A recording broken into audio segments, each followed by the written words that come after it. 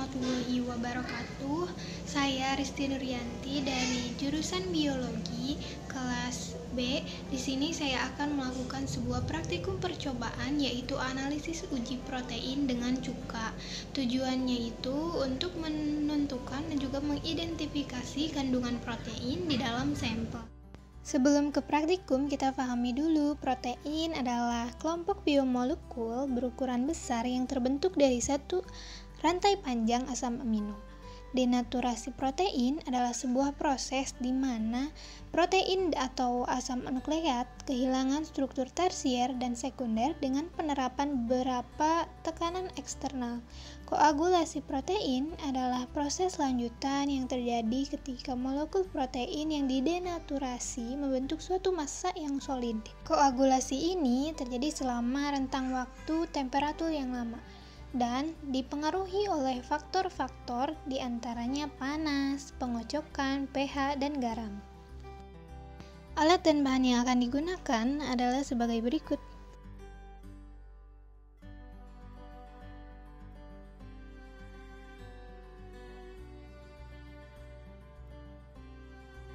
Untuk memulai percobaan, pertama-tama kita persiapkan terlebih dahulu alat dan bahan yang akan digunakan. Kemudian masukkan masing-masing sampel ke dalam gelas bersih dan juga beri label pada masing-masing sampel.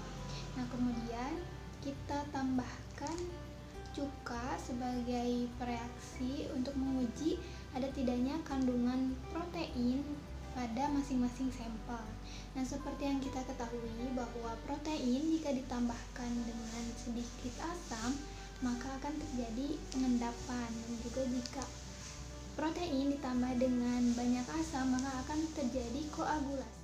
Nah, untuk sekarang kita teteskan cuka ke dalam masing-masing sampel sekitar 15-20 tetes.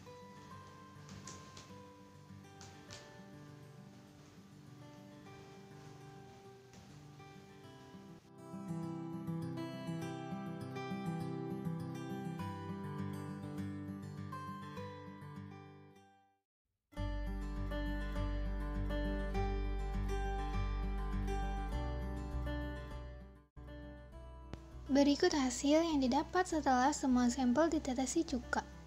Untuk susu, ini terlihat bahwa sampel mengalami penggumpalan. Untuk sampel kecap, terlihat bahwa sampel tidak mengalami penggumpalan. Sementara untuk sampel kuning telur, mengalami penggumpalan. Pada sampel putih telur pun terlihat terdapat gumpalan.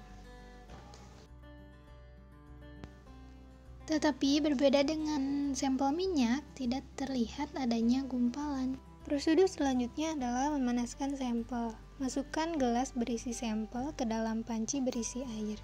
Lalu panaskan. Setelah beberapa menit, dapat terlihat bahwa yang mengalami koagulasi atau penggumpalan terlebih dahulu ialah putih telur, kuning telur, sedangkan sampel susu belum mengalami penggumpalan. Setelah selesai pemanasan, dapat terlihat bahwa sampel kecap tidak mengalami penggumpalan juga. Kuning telur mengalami penggumpalan. Sampel susu mengalami penggumpalan, dan juga pada saat pemanasan ditambahkan cuka karena supaya penggumpalannya lebih cepat.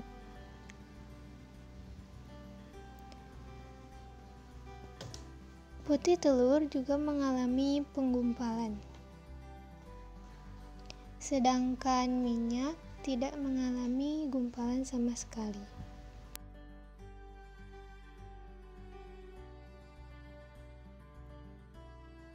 Hasil yang didapat bahwa sampel yang mengandung protein ialah susu, kuning telur, dan putih telur.